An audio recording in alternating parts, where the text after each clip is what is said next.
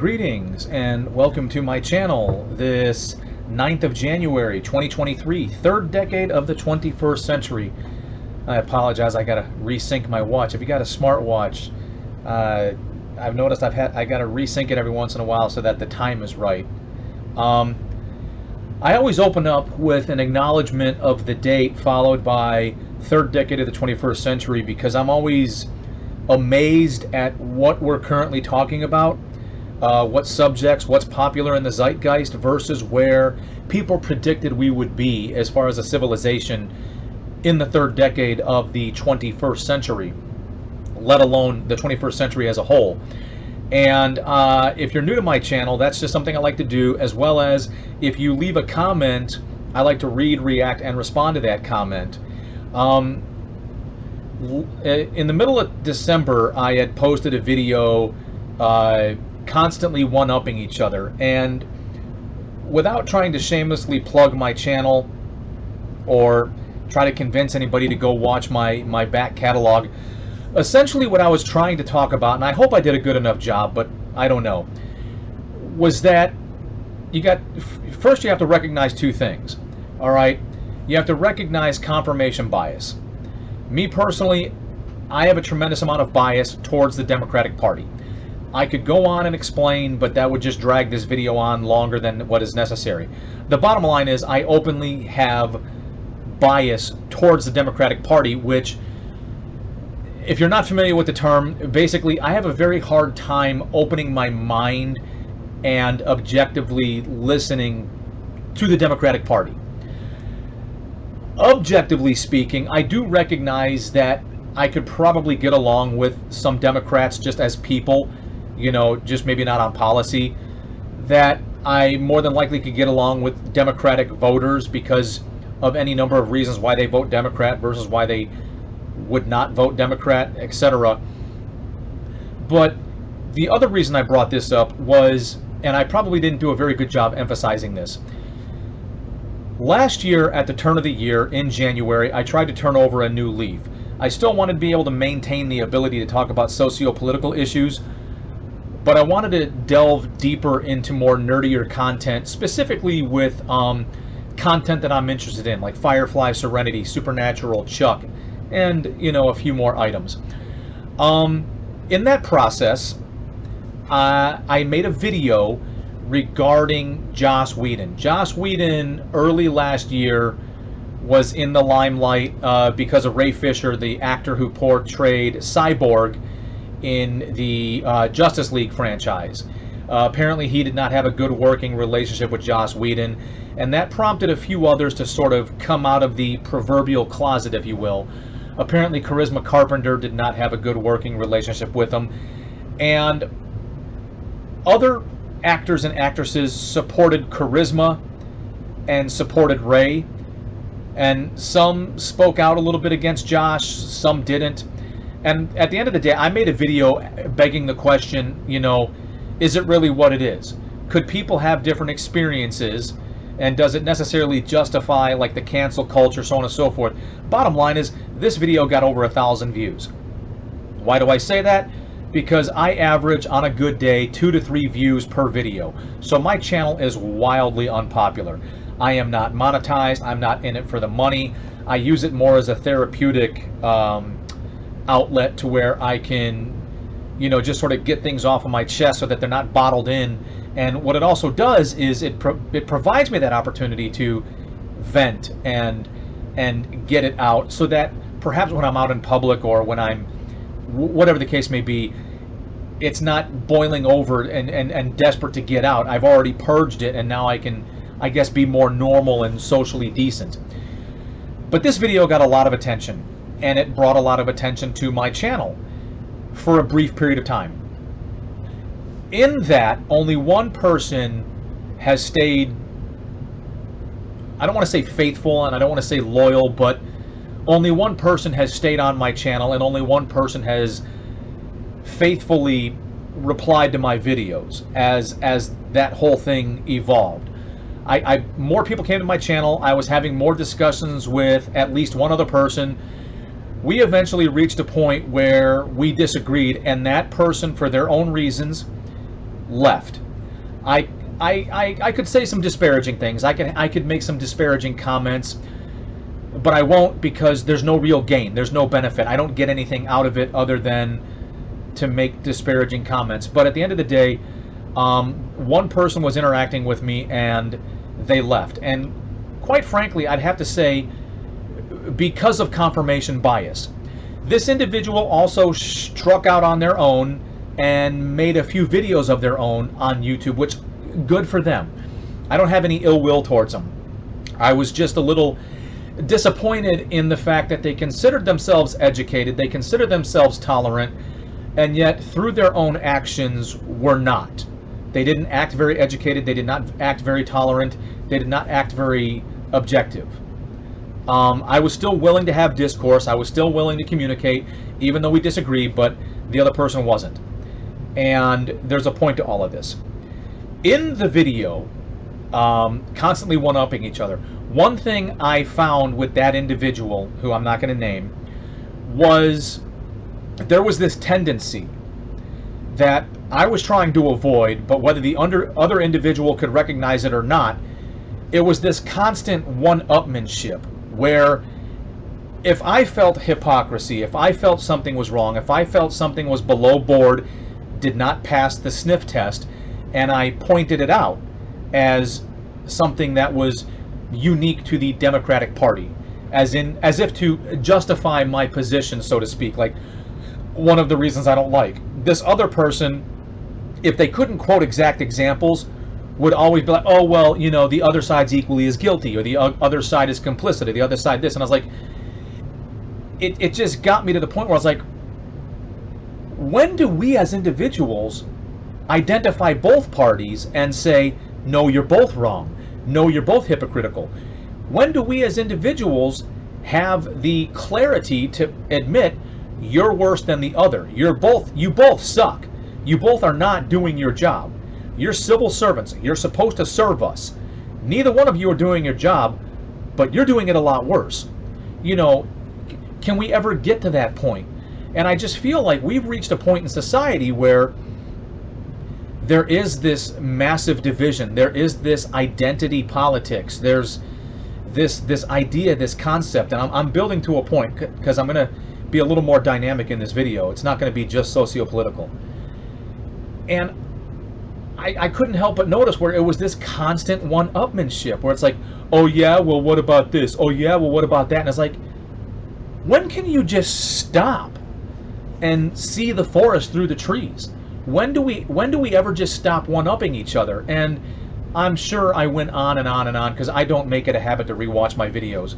But one of my loyal viewers and subsequent responders had mentioned, not only was the Bible written by men, some of the terminology relied on today for certain arguments weren't added or translated in the Bible until 1946. As with any book, there are interpretations based on what I believe to be internal bias. I'm assuming I made a comment regarding how at least the Republican Party or political parties, present or past, have used the Bible to justify certain things.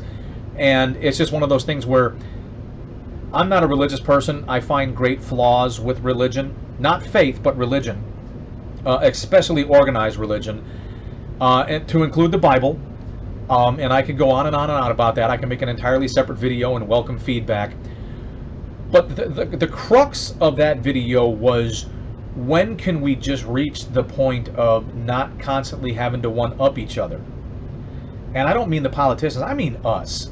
I mean, they're supposed to serve us. So are they really serving us? And why are we bickering over our own personal political allegiances? If you're curious, what I'll say is this. I am vehemently anti-Democratic Party. I believe at the conclusion of the Civil War, their party should have been abolished. I understand you could not necessarily abolish that way of thinking. To try to abolish people's thoughts and opinions and beliefs on a subject, you just can't. That's what eventually leads to insurgency, insurrection, civil war. But as a political party, like the Nazi Party and like other other political factions in the past that lost a war, they were more or less disbanded. And I believe the Democratic Party should have been disbanded, even though you couldn't really disband some of the ideologies and philosophies of the Democratic Party. I don't believe for one second that the Democratic Party has ever been for the United States of America, considering the fact that they once seceded from the Union and formed their own country, their own government, and initiated the Civil War. But I digress. That's where a lot of my internal confirmation bias comes from. So naturally one might think, oh, so you're a Republican, you're a conservative, you're a right-winger. And it's like, no, not necessarily. I don't have the religious background, the religious fervor, or the faith-based foundation to be a Republican. And ever since the Republican Party got in bed with religion is why I can't do that. Just like I've been invited to be a Mason. And as far as I know, until somebody can prove otherwise, the Masons to this day are still segregated. Black and or brown other than white Masons have to meet separately from white Masons. Can they do things together as Masons? Yes, but as far as I know, they have to have separate charters. And that's why I still have yet to potentially look into joining that organization. So the video was all about why do we have to, constantly one-up each other. And the reason I brought it up in this video, and I'll try to keep it as short as I can because I'm already at almost 12 minutes. Every year, my wife and I, for the last few years, maybe 3 or 4 years, we would rewatch Firefly and Serenity plus special features. And then ever since we got turned on to the television show Chuck, we would rewatch Chuck immediately after, if for no other reason than because Adam Baldwin was in both. Excuse me. So, not to mention, Chuck is always a really great and fun and lighthearted and positive way to sort of enter in the new year. I recently joined a Chuck fan page on Facebook, and I waited until we finished the entire series to include special features, and I posted my comment. And basically what I said was, loved the show, loved everything about the show, just not a fan of the ending. At the risk of spoiling it for anybody who may be watching it or not, the bottom line is neither my wife nor myself liked the ending. Same thing for Supernatural. We did not like the ending of Supernatural. What I've noticed is between Chuck, Supernatural, and possibly other shows, you're in two different camps, like religion, like politics. And when I watch the feed, and I could show you, but I don't want to necessarily throw out anybody's Facebook profile, but I could split the screen and I can show you some of the comments. At least one individual, maybe two, that commented on that thread were very, very heavily invested in their opinion.